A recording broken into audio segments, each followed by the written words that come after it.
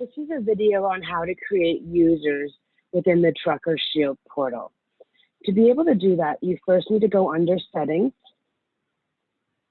then you go to Users, you click the plus sign in the upper right-hand corner, and then you start entering in a first name,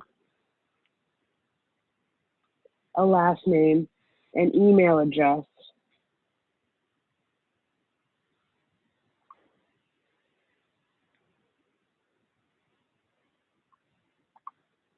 a password. Then you need to choose a few things off to the right-hand side here. So visibility sets are automatically going to choose all visibility sets that are available. Visibility sets are groups of vehicles within one terminal. So we're going to automatically select them all.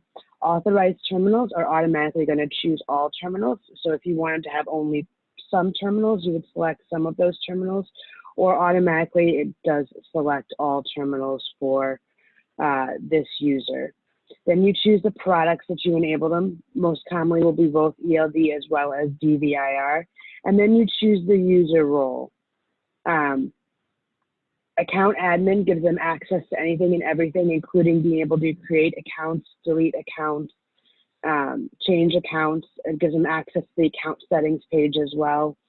Fleet manager gives you access to everything else, so creating users, drivers, equipment, DVIR, forms, driver exceptions. User admin allows you to create users and drivers. Asset admin allows you to create equipment. And the last one is a view only role, and that allows you to view everything in the system, but only view it. You cannot edit, create, delete, or change anything in the system. That includes creating or changing and editing logs and or adding to DVIRs. So we'll go ahead and create this person as an account admin, then click Save, and now you've created your new user.